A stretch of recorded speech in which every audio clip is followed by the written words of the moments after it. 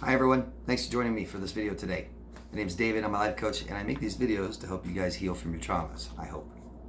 Today's video is about how the narcissist hooked you, how they do that. Before I get started, I really appreciate it. If you haven't already, please consider subscribing to my channel down below. Hit that button. I'd really appreciate your support. Thank you very much. You can also vote on the video up or down. Let me know why. Ask questions, okay? Thank you. How did the narcissist hook you? I think of hooked, the vague general slang term. I think of it as attachment. Yeah? Because I'm not talking about how did they keep you in the relationship and all that. I'm talking the beginning. How did they hook you? Let's talk about that today. Well, if you don't already know, if you don't already watch my videos and see that I'm big on that, a lot of this, if not most of this, comes from our childhood, from our relationships. The beginning, the first relationships we ever had can really determine our adult relationships going forward. And childhood neglect causes low self-worth, low standards, low boundaries, things like this, yeah? And I also call it, or something else I call, love confusion, right? I love them, I thought they loved me, but they don't know me. I love them, but I just found out who, I'm starting now to just finally figure out who they are. Yeah. I think mirroring is what can finalize this attachment for a narcissist. I think narcissists use mirroring. It's they don't know themselves, they reject themselves, and they mirror you. Mirroring, the term began with mirroring children. This helps their development. It really helps validate their emotions. And we can mirror a child's behaviors, and it helps them feel that their feelings are being validated and that they're being understood, instead of acting out and dramatizing their feelings, right? You see neglectful children are the ones that are just always, right? That's how they feel. They don't know how to communicate it yet, okay? Going up to that child, first go, what is it I see that you're upset? Validates them. Beginning of communication, expressing their feelings in a healthy way, yeah? So this is something we need to do, and if we're emotionally neglected, we may not have had this. Okay, we may not have had this. There's like serve and return too. We mirror their behaviors to recognize and help them understand their feelings, and then they may serve and we may return in this kind of response to them. Helps validate them, big time. Helps them feel understood.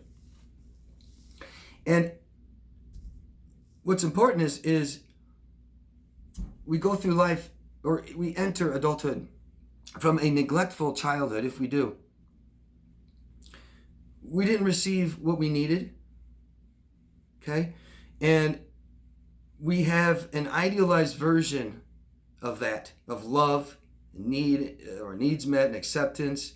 We have an idealized version of this. And I think most people, if not everyone, to some degree idealizes many things, but especially our mate, our husband, our future wife, our partner, have a family and children, right?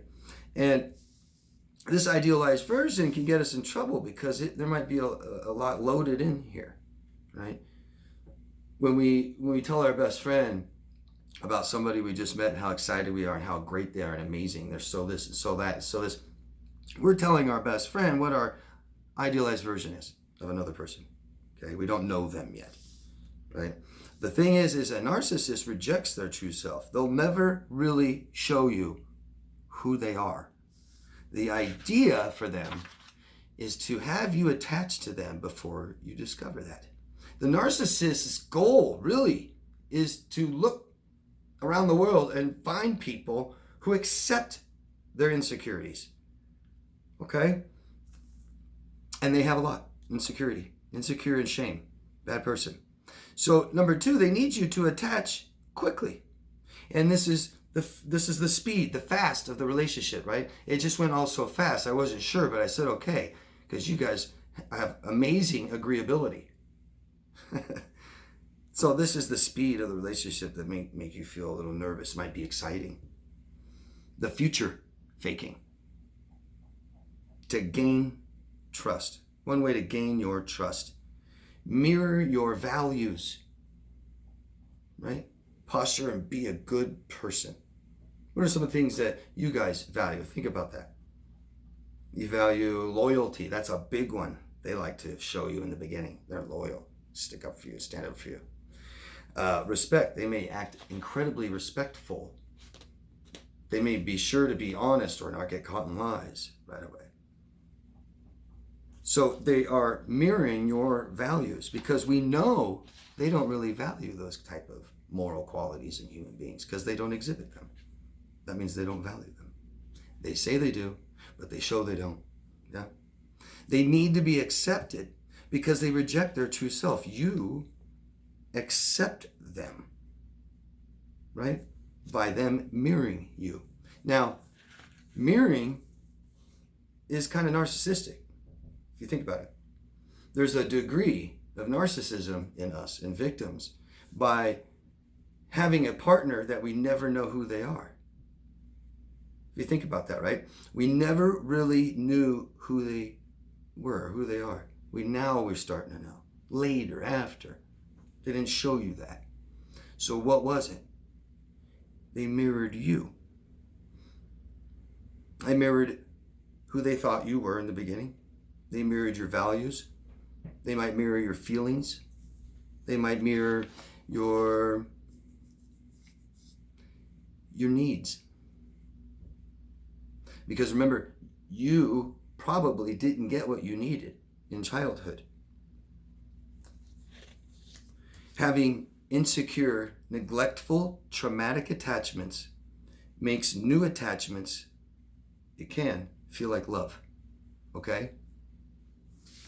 If you have never been loved enough in childhood, and you enter adulthood, sex is powerful.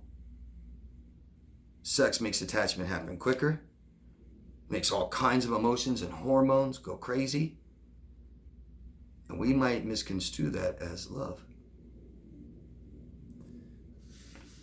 Narcissists will use this as a tool to get you to attach quicker. Remember, they want you to attach before you find out who they are. Because when you find out who they are, you'll reject them like they do. Narcissists have a true fear of rejection. That's why they don't show you who they are. That's why they're never vulnerable. The point of all this is find out who someone is before you attach to them. Okay? We had so much in common. We were so much alike. They really cared. I really loved them. The person who's disgusting and nasty and abuses you and never there for you and disrespects people and lies to people, has no integrity.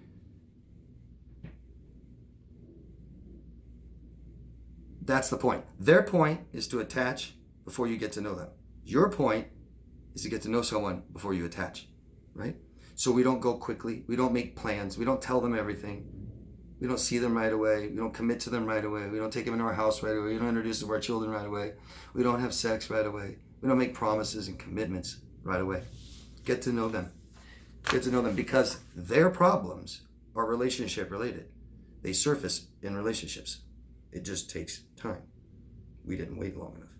Okay? Let me know what you guys think about that, about mirroring. This was brought up by Jennifer. Hi, Jennifer. To talk more about mirroring in our childhood, stuff like this. But what we don't get as children, we stray somewhere else to find it. If we don't get enough love, then we aren't taught how to love ourselves. And we think we need other people to teach us that. It's these people that don't love us, that can't love us, that teach us how to love ourselves, to finally do it. Isn't that what we're doing now? We're learning how to love ourselves after somebody else wouldn't love us. Loving ourselves avoids people like that in our life, people that don't love us. Okay? We needed to learn more about ourselves, so keep doing that forever, okay? And never forget to love yourself first, okay? You're number one. Thanks, guys. I'll see you again later. Let me know what you think. Ask questions, okay? You guys' comments are great. And I'll see you soon. Bye. Thanks.